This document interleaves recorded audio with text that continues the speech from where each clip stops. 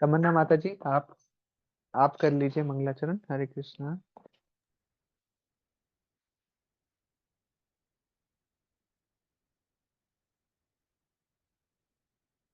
हरे Krishna.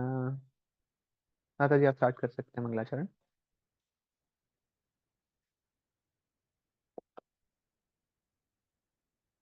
Unmute तो है माता जी, बट आवाज नहीं आ रही है। ठीक है, नम्रता माता जी, आप कर लीजिए। हरे कृष्ण मामा प्रभु जी दंडवत प्रणाम। ओम अज्ञानतिमिरान्धस्य ज्ञानाञ्जनशलाकया चक्षुरुन्मिलितं येन तस्मै श्रीगुरुवे नमः। श्रीचैतन्यमनोभीष्टं स्थापितं येन भूतले स्वयं रूपः कदा मह्यं ददाति स्वपदान्तिकं। वन्देऽहं श्रीगुरो श्रीयुतपदकमलं श्रीगुरून् वैष्णवांश्च श्रीरूपं साग्रजातं सहगण रघुनाथान्वितं तं सजीवं साधुवैतं सावधूतं परिजनसहितं कृष्णचैतन्यदेवं श्रीराधा कृष्णपादान् सहगण ललिता श्रीविशाखान्वितांश्च। हे कृष्ण करुणा सिन्धो दीनबन्धो जगत्पते गोपेश गोपिका कान्त राधा कान्त नमोऽस्तुते। तप्त काञ्चन गौराङ्गी श्रीराधे वृन्दावनेश्वरी वृषभानुसुते देवी प्रणमामि हरिप्रिये। वाञ्छाकल्पतरुभ्यश्च कृपा सिन्धुभ्य एव च पतितानां पावनेभ्यो वैष्णवेभ्यो नमो नमः। जय श्री कृष्ण चैतन्य प्रभु नित्यानंद श्री अद्वैत गदाधर श्रीवासादि गौर भक्तवृंद। हरे कृष्णा कृष्ण कृष्ण हरे हरे हरे राम राम राम हरे हरे। नमो विष्णुपादाय कृष्णपृष्ठाय भूतले श्रीमते भक्तिवेदांत स्वामिनिति नामिने। नमस्ते सरस्वते देवे गौरवाणी प्रचारिणे निर्विशेष शून्यवादी पाश्चात्य देश तारिणे। हरे कृष्णा।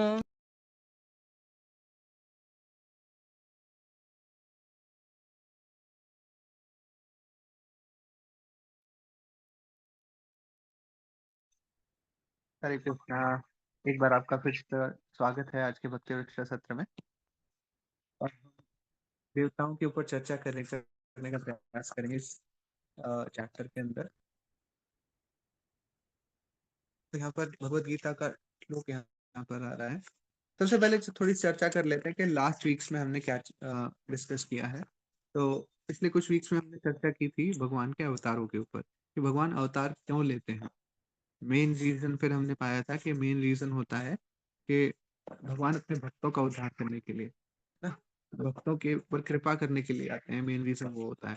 फिर जो बाय प्रोडक्ट्स है उस अवतार लेने के, वो साथ में ये भी हो जाता है कि विनाशाय च दुष्कृताम, तो दुष्ट लोग हैं उनका विनाश भी भगवान कर देते हैं साथ में। ये हमने लास्ट चैप्टर्स में डिस्कस किया था लास्ट वीक में। तो अब हम आज जो चर्चा करने वाले हैं ये भगवत गीता अध्याय 4 श्लोक का नंबर 12। पूरा वही श्लोक इसके अंदर है, उसी की चर्चा करने का आज हम प्रयास करेंगे। तो ये श्लोक कुछ इस प्रकार से है। भगवत गीता श्लोक 12 फ्रॉम चैप्टर 4। कांक्षतः कर्मणां सिद्धिं यजन्त ये देवता क्षिप्रं हि मानुषे लोके सिद्धिर्भवति कर्मजा।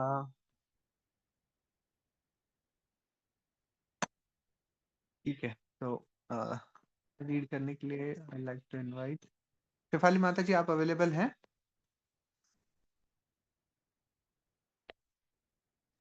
हरे कृष्ण प्रभु जी। जी हरे प्रभु जी। कृष्णा।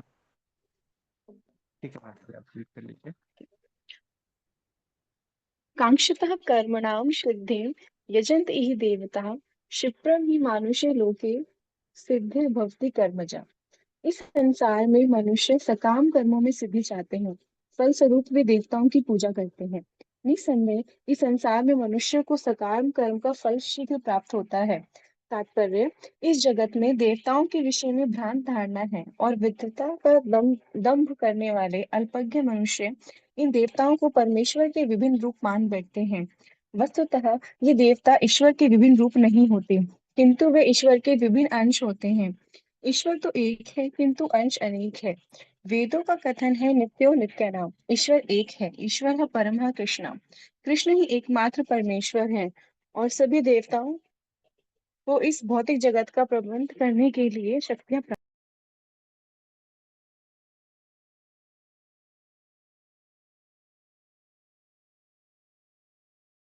हरे कृष्णा। तो माता जी ने अभी जितना रीड किया है उसी पर चर्चा करने का प्रयास करते हैं, है ना। हम जो भी मनुष्य यहाँ पर इस भौतिक संसार में हैं, वो क्या करते हैं, सकाम कर्मों में सिद्धि चाह रहे होते हैं कि जो काम हम कर रहे हैं उसी को परफेक्ट कर लें, फिर वो जो काम हमने किया उसका फिर बेनिफिट हमें कुछ मिल जाएगा। इसको बोला जाता है सकाम कर्म। जैसे कई बार बोलते हैं ना कि इस व्यक्ति ने क्या किया, इतनी प्याऊ बनवा दी, इतने मंदिर बनवा दिए, इतनी धर्मशाला बनवा दी, इतने हॉस्पिटल के लिए दान दे दिया, ऐसे करके वहां पे ये सब फैसिलिटीज प्रोवाइड करा दी। तो एक्चुअली वो क्यों कर रहे होते हैं कि ताकि अगले जन्म में उनको स्वर्ग लोक मिल जाए, सकाम कर्म, कुछ बेनिफिट उनको मिल जाए, है ना। वो कोशिश ये रहती है कि कुछ ना कुछ बेनिफिट वहां पर मिल जाए। तो उसी में सिद्धि चाहने का प्रयास कर रहे होते हैं कि हम जो काम कर रहे हैं।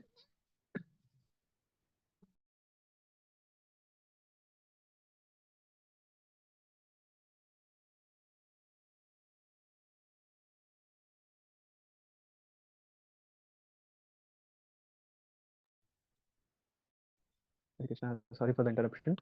तो हम डिस्कस कर रहे थे कि बहुत सारे लोग क्या करते हैं, सकाम कर्मी होते हैं कि कुछ काम कर रहे हैं, फिर उसका चाहते हैं कि कुछ बेनिफिट उनको मिल जाए, या तो उसी टाइम पर मिल जाए, है ना, या फिर अ, स्वर्ग लोक की प्राप्ति हो जाए। इस तरीके से सकाम कर्म करने का प्रयास करते हैं, उसमें सिद्धि चाह रहे होते हैं, है ना।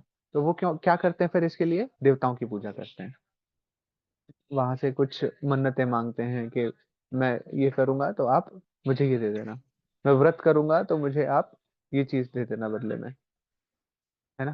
तो देवता लोग होते भी ऐसे हैं कि हाँ, वो जल्दी हमारी इच्छाओं को पूरा कर देते हैं। जैसे शिव जी हैं, शिव जी को बताया जाता है, उनका नाम है आशुतोष, कि उनसे जो भी मांगा जाए ना वो बहुत जल्दी पूरा कर देते हैं। एक्चुअली शिव जी क्या है, वैष्णवा नाम यथा शंभु, भगवान के सबसे बड़े वैष्णव हैं वो, है ना। तो और उनसे जो भी व्यक्ति कुछ भी मांगता है तो वो फटाफट से दे देते हैं कि ठीक है, मुझे अपना भजन करने दो, आप मुझे भगवान की भक्ति में लगे रहने दो, आपको जो चाहिए आप ले लो। ऐसा करते हैं शिव जी।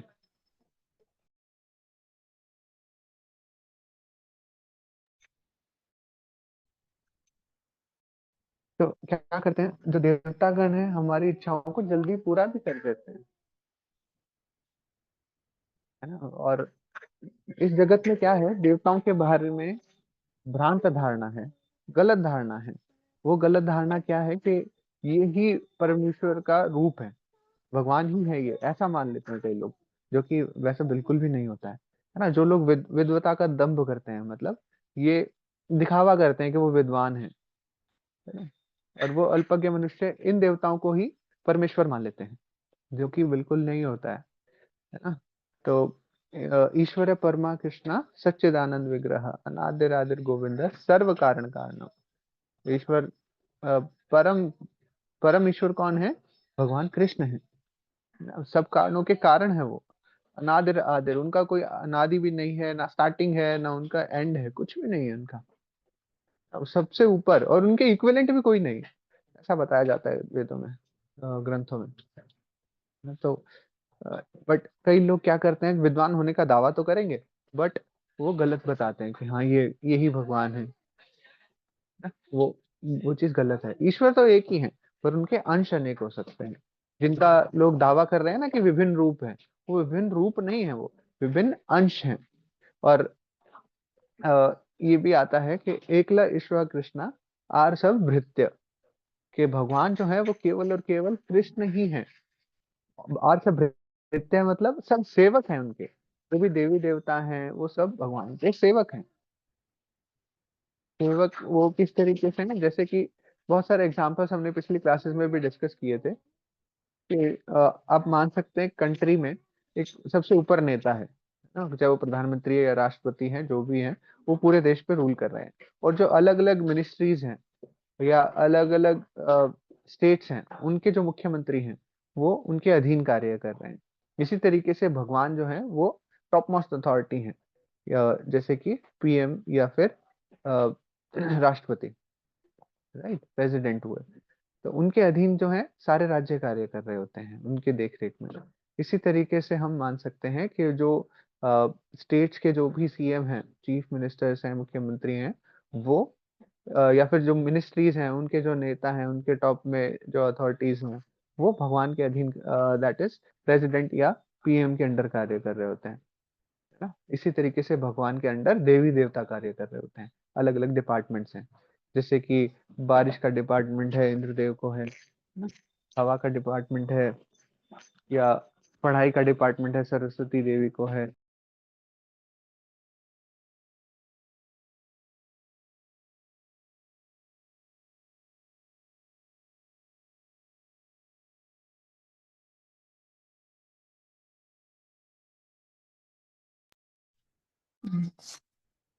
प्रभु जी आवाज नहीं आ रही। हरे कृष्णा। सॉरी माता जी, म्यूट हो गया था। मैं यहाँ से बात जाओ।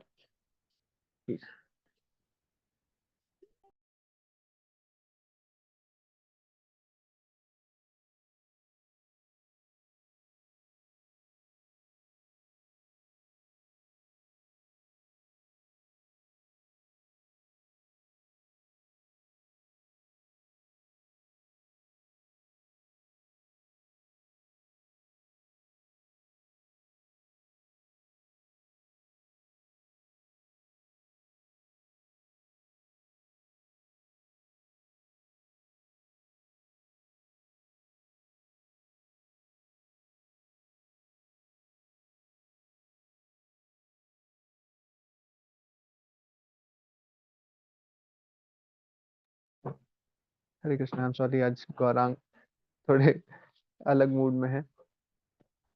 हाँ जी, तो हम चर्चा कर रहे थे कि एकला ईश्वर कृष्णा आर सब भक्त है, भगवान के सेवक हैं सब। आ जाओ गौरांग, आ जाओ।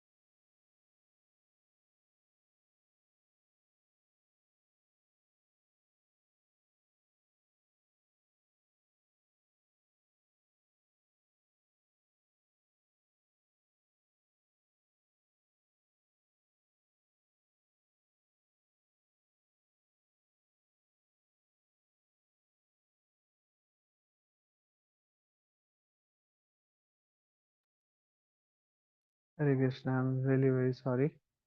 गौरांग की हेल्थ थोड़ी सी आज खराब है, तो इसलिए वो थोड़ा सा ज्यादा चिड़चिड़ हो रहा है। ओके, तो फिर से वही चीज हम डिस्कस करते हैं कि एकला ईश्वर कृष्णा आर सब भृत्य है। भृत्य मतलब सेवक, जो अलग अलग मिनिस्ट्रीज हैं या अलग अलग जो देवी देवता हैं, वो भगवान के सेवक की तरह कार्य करते हैं। तो फिर अगर हम किसी देवी देवता की पूजा भी करते हैं, तो हमें क्या करना चाहिए? उनसे हमें भगवान की भक्ति मांगनी चाहिए, वो हमें भगवान की भक्ति दे सकते हैं, है ना। तो जैसे कि हम जैसे हनुमान जी के पास हैं, तो हमें क्या प्रार्थना करनी चाहिए कि हे हनुमान जी, जैसे आप हमेशा सेवा के लिए तत्पर रहते हैं, भगवान की सेवा करना चाहते होते हैं, तो आप क्या करिए, उसी प्रकार से मुझे भी आप भगवान की सेवा प्रदान कीजिए। ऐसा भाव मेरे अंदर भी आप लाइए कि मैं भगवान की सेवा करने के लिए हमेशा तत्पर रहूं। जैसे भगवान के भक्त हैं, वैसी भक्ति मेरे अंदर भी कुछ आ जाए, है ना। तो लोग क्या करते हैं, जैसे कि देवी देवता हैं उनको नारायण के, विष्णु के, कृष्ण के तुल्य मान बैठते हैं, उनके बराबर मान बैठते हैं। बट एक्चुअली ऐसा नहीं होता है। जो व्यक्ति ईश्वर तथा देवताओं को एक स्तर पर सोचता है वह पाषंडी कहलाता है या नास्तिक कहलाता है। तो ऐसा हमें बिल्कुल चाहिए कि ये एक ही स्तर पर है। यस, तो अब आगे पढ़ सकते हैं। शोभा माता जी, हरे कृष्णा।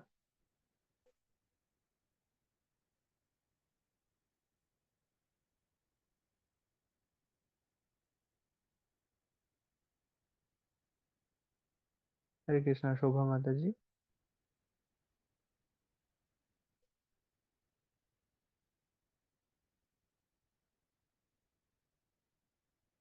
ओके, दीपक चौधरी प्रभु जी, आप रीड करना चाहेंगे?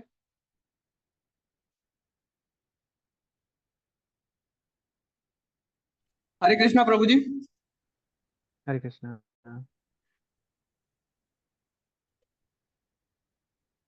कहाँ से? अभी माता जी ने हाईलाइट किया हुआ है प्रभु जी, वहां से। ये देवताएं, ये ये देवता देवता जीवात्माएं हैं। ये देवता जीवात्माएं हैं जिन्हें विभिन्न मात्रा में बौद्धिक शक्ति प्राप्त है। वे कभी परमेश्वर नारायण विष्णु या कृष्ण के तुल्य नहीं हो सकते। जो व्यक्ति ईश्वर और देवताओं को एक स्तर पर सोचता है वे नास्तिक या पखंडी कहलाता है। जहां तक कि ब्रह्मा तथा शिव जी जैसे बड़े बड़े देवता भी भगवान की समता नहीं कर सकते। वास्तव में ब्रह्मा तथा शिव जी जैसे देवताओं द्वारा भी भगवान की पूजा की जाती है। तो भी आश्चर्य की बात यह है कि अनेक मूर्ख लोग मनुष्यों के नेताओं की पूजा उन्हें अवतार मानकर करते हैं।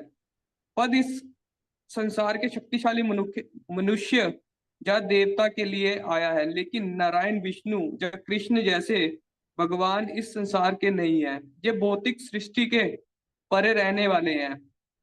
निर्विशेषवादियों के अग्रणी श्रीपाद शंकराचार्य तक मानते हैं कि नारायण या कृष्ण इस भौतिक जगत से परे हैं, पर फिर भी मूर्ख लोग देवताओं की पूजा करते हैं क्योंकि वे तत्काल फल चाहते हैं। उन्हें फल मिलता भी है, किंतु वे ये नहीं जानते कि ऐसे फल क्षणिक होते हैं और अल्पज्ञ मनुष्यों के लिए बुद्धिमान व्यक्ति कृष्ण भावनामृत में स्थित रहता है। उसे किसी तत्काल क्षणिक लाभ के लिए किसी तुच्छ देवता की पूजा करने की आवश्यकता नहीं रहती। इस संसार के देवता तथा उनके पूजक इस संसार के संहार के साथ ही विनष्ट हो जाएंगे। देवताओं के हरे कृष्णा। वरदान की बौद्धिक थैंक यू और प्रभु जी, थैंक यू। यहाँ पर हम थोड़ी चर्चा करने का प्रयास करते हैं। यहाँ पर देखिए, श्रील प्रभुपाद के जो तात्पर्य हैं, भगवद गीता में भी जो तात्पर्य दिए हैं, उसमें अच्छी बात ये है कि आप यहाँ पर सारे रेफरेंसेस देख पाते हैं। अलग अलग ग्रंथों से यहाँ पर रेफरेंसेस मिलते हैं। भागवतम से कितने रेफरेंसेस मिलते हैं, अलग अलग उपनिषद जो है वहाँ के रेफरेंसेस मिलते हैं। तो ये जो यहाँ पर बताया गया ना, शिव विरिंचिनुतम, तो ये शिव जी और ब्रह्मा जी भी भगवान की उपासना करते हैं। ऐसा भागवतम में है। ये भागवतम का श्लोक है, वहां से रेफरेंस लिया गया है। ये कैंटो 11.5.33 है शायद, वहां से ये लिया गया है ना। और यहाँ पर जो ये चीज बताई गई है, इह देवता, ये किसके लिए आया है? या तो आप मान लीजिए देवता लोग हैं, या फिर जो हमारी कंट्री में या भौतिक रूप से जो संपन्न लोग हैं, जिनके पीछे लोग भागते हैं, जिनकी पूजा करते हैं, जिनकी सेवा के लिए भागते हैं लोग, कि हाँ मुझे ये भौतिक बेनिफिट मिल जाएगा, उन लोगों के लिए आया है ना। तो ये भौतिक दृष्टि से संपन्न लोग हैं, उनके लिए भी आ सकता है कि जो देवता या शक्तिशाली मनुष्य जो है उसके लिए है ये। ठीक है, उनके पीछे हम कई लोग भागते हैं और ये सोचते हैं कि मुझे ये बेनिफिट मिल जाएगा।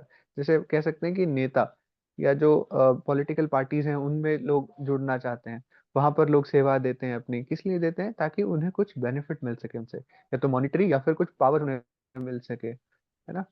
इस तरीके से यहाँ पर बताया जा रहा है। तो शक्तिशाली मनुष्य हो सकता है या फिर देवता के लिए है।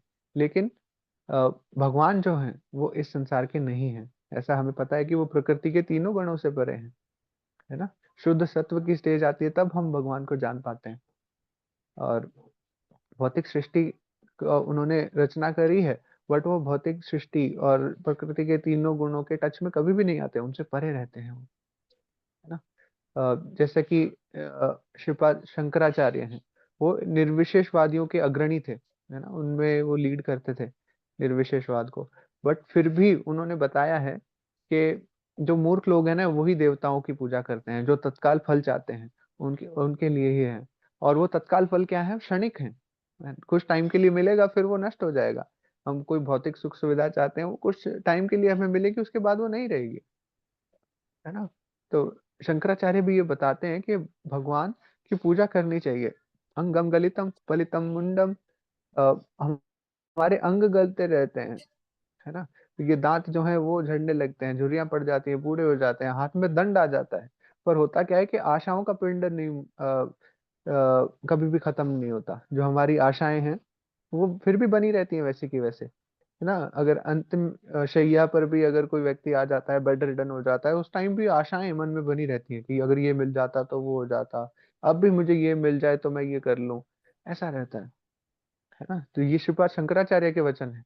करना क्या चाहिए? हमें भगवान की भक्ति करनी चाहिए, बट ये आशाएं जो है मन में हमारी इतनी रहती हैं कि हम हमारा शरीर जर्जर होने के बाद भी हम उन्हीं के पीछे भागते रहते हैं कि अगर ये मिल जाए तो वो भौतिक सुख सुविधा मेरी हो जाती, इस तरीके से, है ना।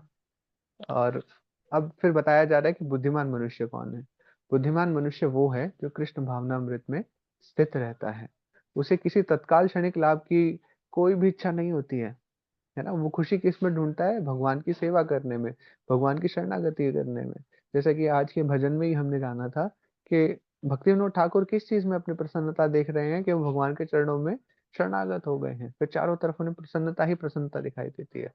और वो किसी भी और चीज की कोई कामना नहीं करते हैं, या किसी देवी देवता की पूजा की या किसी भी चीज की कोई भी उन्हें कामना नहीं रह जाती है ना। और जो संसार के देवी देवता हैं ये भी भौतिक ही हैं। जो जैसे ही भौतिक सृष्टि नष्ट होगी तो फिर क्या होगा? इस संसार में वो चीजें भी नष्ट हो जाएंगी। ये जो भौतिक जो भी हैं, जो देवी देवता हैं या जो पावरफुल पर्सन हैं, ये सब भी भौतिक सृष्टि के विनाश के साथ ही सारे ये भी नष्ट हो जाएंगे।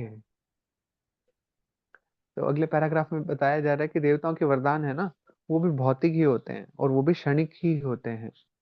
जैसे कि आप सागर देखते हैं, कहीं पर समुद्र की लहरें आती हैं, बहुत सारे झाग होते हैं उसमें, है ना, बबल्स दिखते हैं, और बबल्स में नष्ट होते रहते हैं फटाफट से।